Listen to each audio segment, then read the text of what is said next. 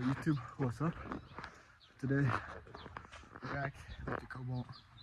I'm gonna be lifting it up. I have to grab a bunch of keys on my motorcycle to get the jacks on that side. And then I grab the other key to pop the trunk to take the battery out. So I'm gonna put on a battery tender because it's gonna be sitting for a while. So yeah, let's get the car up and stuff. So yeah. So I'm actually gonna show you. Let's start this thing up for you guys.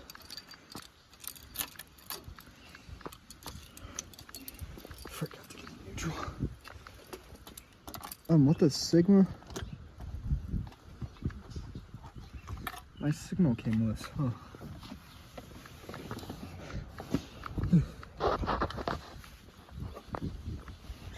Ow.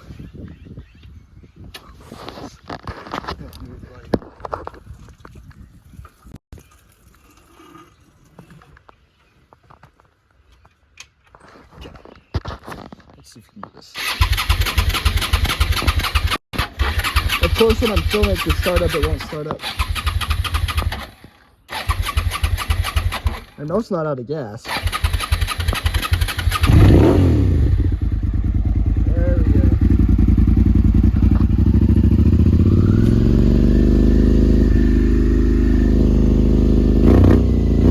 It's a little cold right now, so if I ain't this good, okay, so something I just realized, oh yeah, I have to put this in eventually. I have to get gauges for it, but this came with the car, so yeah. We got the 10-inch, actually that might be a 12-inch. Pretty big, so that in there. I might swap the speaker out, but this does like nothing, or I have to do something, but I actually forgot to disconnect the battery to start, so I'm gonna disconnect the battery and move that to use those spare ones. Alright, let's go. Okay, got the battery out. They say leaving a battery on the ground kills it, but I don't think that's true. But either way, I'm putting it on there, and then tomorrow I have to grab my battery tender from work and put it on there. But it's time to come back to the car, close the trunk up, and jack it up. So I'll probably get back to you when I get the car jacked up. Okay, what's up? I got the car up and stuff, and I got the wheels off. Basically, I washed this one wheel already, and I just want to show you before and after. That wheel was a lot worse than this wheel, though. Look at this wheel. It's dirty and like, yeah, look at that. And this wheel, all clean and shiny. Basically, I'm just gonna show you. I'm gonna wash the wheel and show you. I just use this chemical rose stuff, and it works pretty well. So yeah.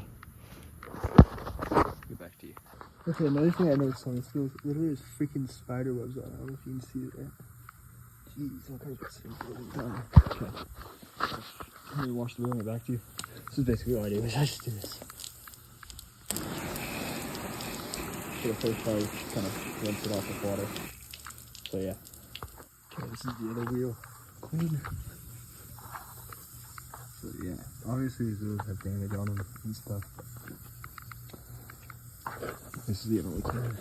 Nice and clean. So it's good. My wheels are not going to corrode anymore. Let's go. Okay, I still gonna put these wheels on the Focus too, but we'll do that eventually. Maybe tonight, maybe not. Who knows? We'll see. Okay, so over here, the next step is to, these are also pretty pretty. Yeah, I broke this wire right here, sensor wire. So next step is to not undo the tire. Don't undo your tire rod. Just to undo sway bar. Don't want to undo the axle either. You just want to pop it out of there and undo. Get that angle. Somewhere the nuts on you.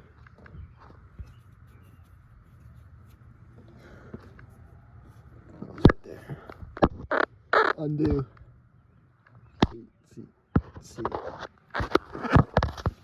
that right there? Undo that. Right there. What the frick was that? Supercharged Audi. have to do that on both sides. And then we're gonna have to strap the radiator up. And then strap the steering rack up.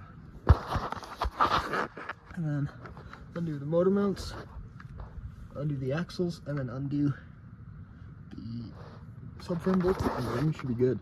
So the trick to get these sway bars off and links off, this is pretty important, I think, is the trick to get these sway bar and links off is you want one of these. It's obviously the 6mm, the one that I don't have, Allen key on a socket, and then a 19mm wrench on the nut right there.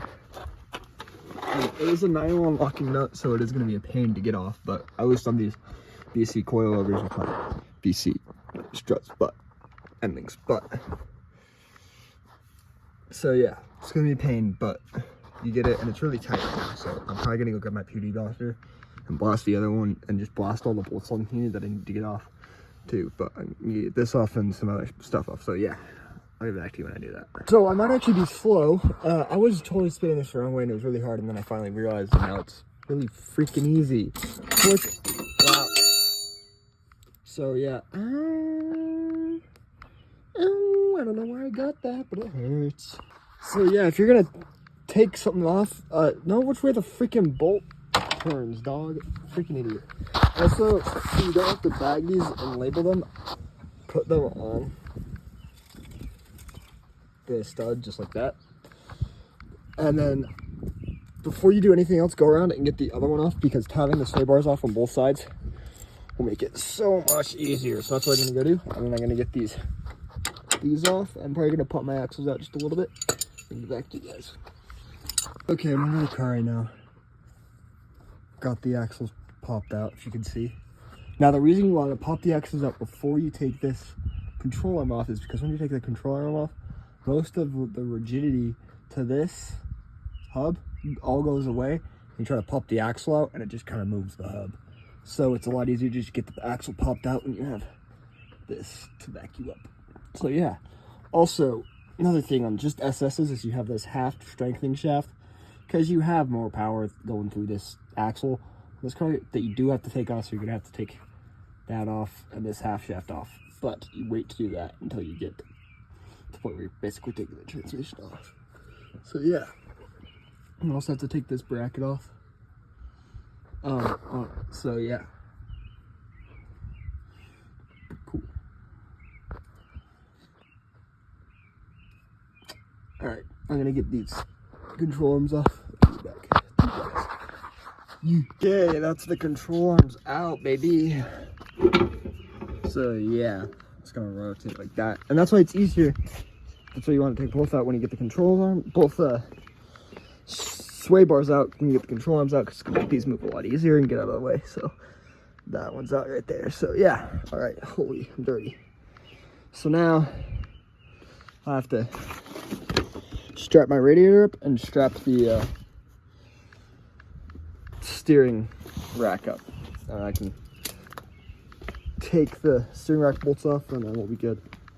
If you don't strap your steering rack bolts off, it'll come out of the pinion, your steering column, and that's a bad day. So, because then you have to go make sure it's all realigned and everything. So yeah, that's a bad day. You don't want to do that.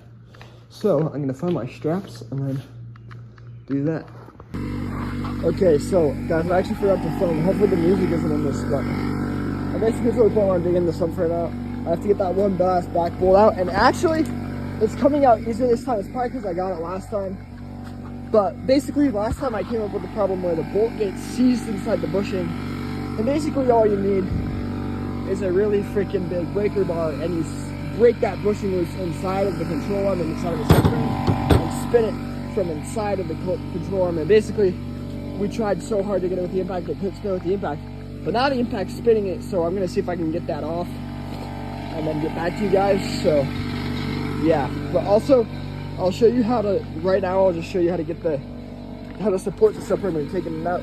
You're gonna want a jack, and you're also gonna want a piece of wood that stretches across the subframe horizontally and not vertically, because you can't really get it vertically on there. So yeah, horizontally. So let me go get the piece of wood and then get the subframe, see if I can get the subframe out and get back to you.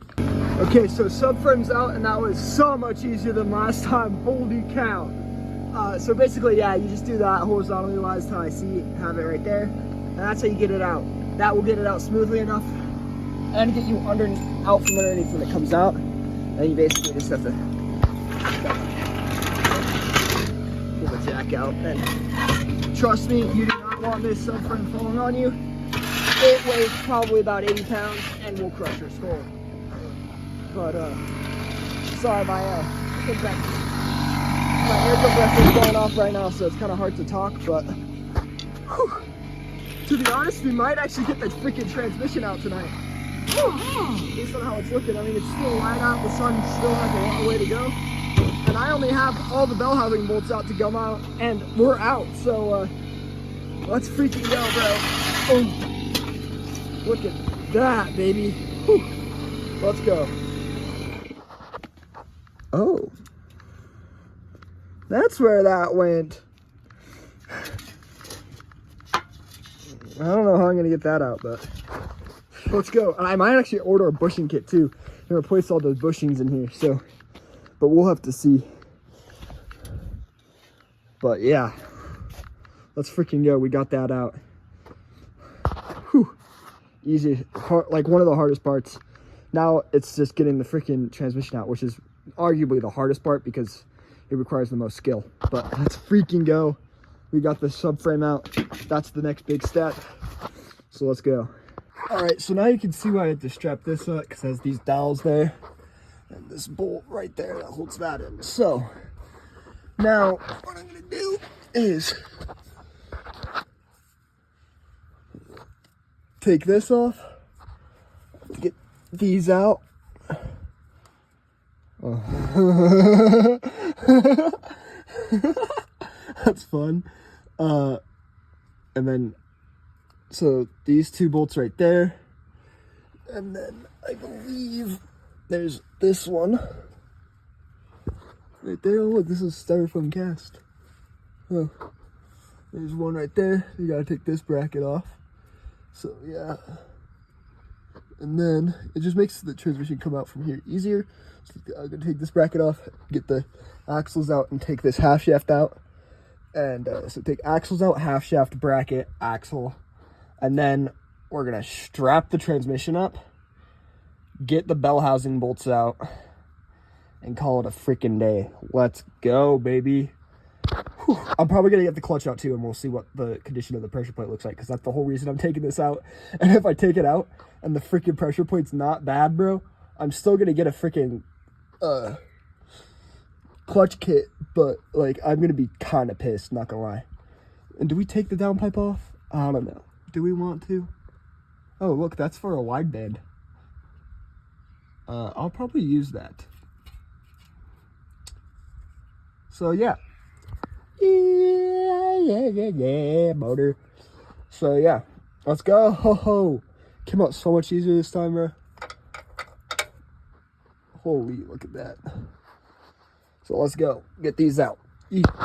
Okay, I got the axles out. It's kind of dark under here, but I forgot to mention, you're gonna want to get a drain pan under here, because there's gonna be quite a bit of transmission fluid coming out from there. So just thought I'd mention that. Now I'm gonna get that bracket off, and I think I have to take that one off too, but yeah, let's go. Okay, YouTube, what's up? So I got these two bottom ones on, and I forgot how much torque the engine actually takes when you do this, so just be prepared for how you do that. But you do have to take the starter off, so, because there is a bolt hidden behind the starter. So yeah, I'm gonna get these off, and then there's that one up there that I believe is also a 15. Yeah. So I gotta get this strapped up and everything, and then I'll get back to you guys. So yeah, there's this bolt, and then behind the starter there's some bolts, so you have to get the starter out. So yeah, I'll get back to you when I do that. Okay, it got pretty dark out pretty quick. But here is the transmission. It is out of the car. And in fact, my pressure plate is not collapsed. But I will take this apart and really see what the problem is. So yeah, let's go. So figured out my problem. I have like no friction material left and stuff. So yeah, that's great. But also, I don't know what that means. But it also might also just be my pressure plate. So, but I can't get it off right now because I don't have e-Torx. And you need freaking e-Torx because Chevy's stupid. So, I'm gonna have to order those online and get them hopefully like tomorrow or something. But yeah, hopefully we can get this done. So yeah, let's go. Yo, what's up YouTube? So today, this is probably gonna be a longer video to be honest, because I still have to go to the car meet on Wednesday tomorrow. But it's all out. We all got it out here. I'll set up in here. So, and I need to get the Torx sockets, e-Torx sockets, to get the clutch, the pressure plate off and everything, and check that. I do think it's still mechanical wise now, because bleeding it didn't work before, or worked before, but now bleeding it does nothing. So I'm still thinking it's mechanical. If this clutch doesn't work, I'm gonna have to get another master cylinder, because I don't know what I'm gonna do. Yeah. So I think my slate is good too still, so I don't know what I'm gonna do if this doesn't work. But tomorrow I have the car meet, and this is probably gonna be a longer video, but this is all it for tonight. So got the trends out and everything. So that went much faster than last time, to be honest. Also my method of like supporting the, okay, sorry. So basically my cut out. So basically I got everything out. That's everything for tonight. A longer video because I still have the car meet tomorrow. If I remember to film, hopefully I do. I probably will. Definitely take some pictures though. I always take pictures. Fireworks. But yeah, that's basically it for tonight. And so yeah, much faster than last time. So yeah, let's see if I can get a clutch soon or something. But let's freaking go. That's the biggest part, is getting it all out. Getting it in is easy. Ladies and gentlemen, the clutch is off. I have to get the friction. I think I can resurface that actually. That doesn't look terrible.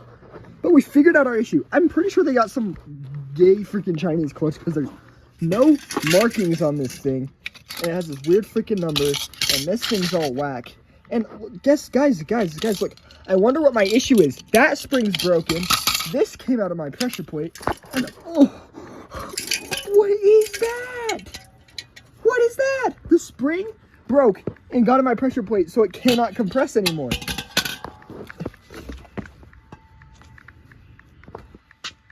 Oh. Let's go, baby. Let's go. We figured out my freaking issue, bro. Let's go. So basically, also look at how much freaking friction material. There's not much friction material left on this thing. Look at that. If it will focus, there's not much left. So plus it's freaking like, these springs are also loose. Like these sprung clutches should not be that loose. Like, it's broken, dude. The clutch just took a kaput. So freaking friction plate's bad. Oh my gosh, and pressure plate's bad. So yeah, jeez, we figured the issue out, so that's great. It doesn't mean I need a new clutch kit, but let's freaking go, baby. Jeez, like, yeah, look at that. Oh, yeah, look at how much friction. Oh, geez. Yeah, this is some Chinese clutch, bro. Like that, like, yeah. Glad I'm gonna be getting a spec clutch, because spec clutch is gonna say spec on there, and GM would say GM or AC Delco on it and everything. So yeah, well, we figured the issue out. That's probably what my rattling was too, in gear or in neutral or something. Wow. Ladies and gentlemen, we got him. Jeez. Yo, what's up, YouTube? Today it's Monday, so I have to put this video up. I just did the outro because I forgot to.